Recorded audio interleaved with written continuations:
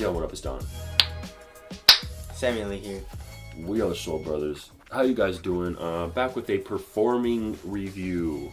For the big boys. Oh my god, for the big boys. This is the Air Max Dominate.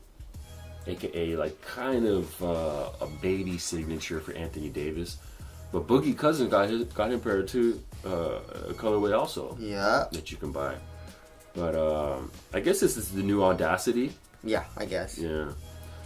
So I've been balling in these, and these are my thoughts. Starting with the traction, I was very excited about the traction pattern.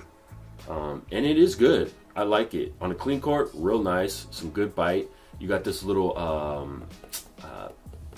Pivot circle? Pivot circle that does help if you want to do little pirouettes on the court. But dust is an issue. Dust is an issue, and when you get a good amount of dust on there, you're gonna be sliding pretty hard. But once you wipe, it's good? Once you wipe, it's good, and it's an easy wipe. Yeah, okay. So, you know, in outdoors should be pretty good. It's pretty hard rubber. The grooves are pretty thick and solid, so outdoors should be no problem.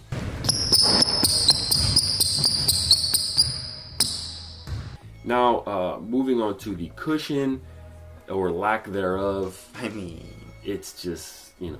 Dude, Air Max sucks. It sucks, man. I mean, if it's really thick, yeah, then you can kind of feel it in the heel when you dig it in, but like this one looks thin as hell. In the Audacities that I tested, I forget it was the 1 or 2 or whatever. The one. It was nice. Yeah, it was you pretty get some thick, good heel compression. This is not as good as that, for sure. I can't ever feel it.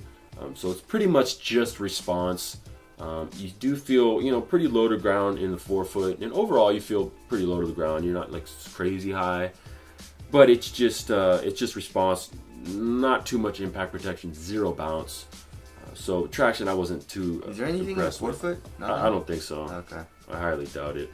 So cushion, what? Just stiff and not that good. Stiff, not that good. Okay. You know, give me a little bit of impact protection at least. For a big dude, too. For a big buzz, you know what I mean? Come on, man. So cushion's not great. Not impressed. Upper, also, you know, not too impressive of materials. You got this screen mesh. Hate this which mesh, is dude. very, very thin, and but you know, on foot, I wasn't mad at all. It's very soft and pliable, so it's comfortable on the foot, and you know, the materials overall are pretty comfortable. Step-in comfort is nice. No crazy Achilles pads or anything. You do have some synthetic overlays for durability, like around the eyelids and a little bit on the toe. And then you have some synthetic in the heel area, and I would imagine there's an internal heel counter in there. It's pretty solid. It feels so cheap in hand. Yeah, it feels pretty cheap, and you know, so materials are not great. You know, it's just not premium looking, feeling. Yeah. Well, on the foot it feels nice, but you know, in the hand it doesn't feel premium at all. You know, and durability is not going to be great with these materials, which definitely. We'll talk about in durability. But some materials, fit was also for me.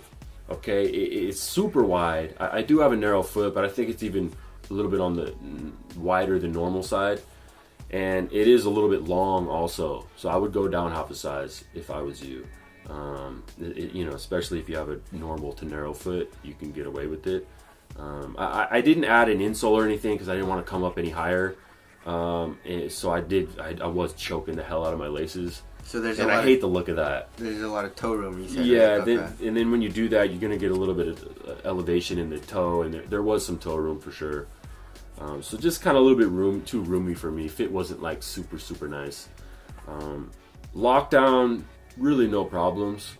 There wasn't like a super insane amount of heel lockdown, which I'm kind of a big fan of.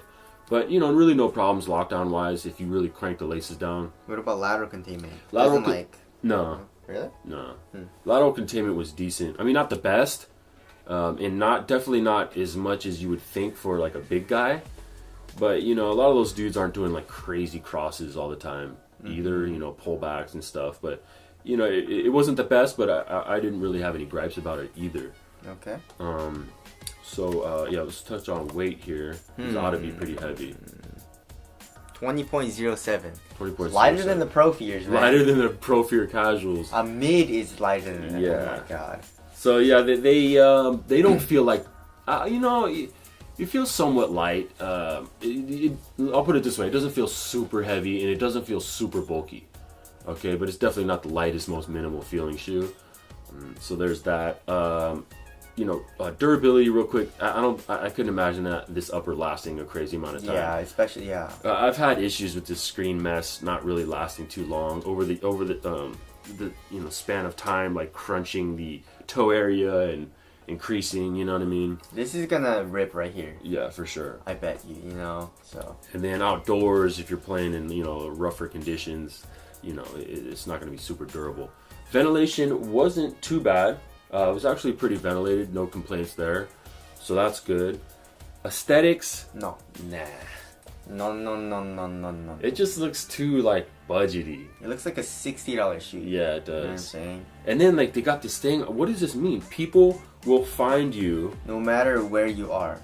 That's creepy as hell, dude. Like, is he threat? Is anything that Dave is threatening me? You know what I mean? It's Nike. That's the powers you get when you have a unibrow. Do me and Nike have an issue? Oh man. So there's that. The aesthetics. I don't know. Let us know what you guys think.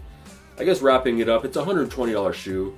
That's kind of expensive, isn't it? Yeah, it's kind of expensive for this like level of shoe. This is like a mid tier, at best. I mean, if you like it aesthetically and you're a big guy, it's not a bad shoe, by any means. But it's tough out there right now. Every shoe is so good, and this is not going to hit my rotation for sure. You know what I mean? So it's an okay performer. It's an okay performer at an okay price. I feel like if it was a little cheaper, maybe like $100, then it would be a little bit. Then better. It'd be more compelling. Or if you had the shoe for like $80, exactly. Then it'd be like a definite recommend. You know? Yeah, but 120, dude. But 120 is like, I mean, shit, that's more than the PGs. Yeah. I mean, yo. So this is kind of a no-go. Although it's a decent performer, I just can't really recommend it. Mm-hmm. So there it is, Air Max Dominate Performance Review. Soul Brothers, thank you for watching. We'll catch you in the next one later. Peace.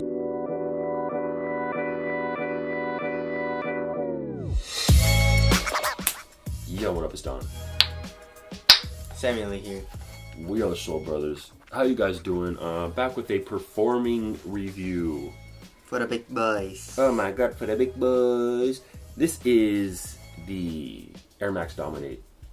AKA like kind of a baby signature for Anthony Davis, but Boogie Cousins got him paired to a colorway also. Yeah, that you can buy. But I guess this is the new Audacity. Yeah, I guess. Yeah. So I've been balling in these, and these are my thoughts. Starting with the traction, I was very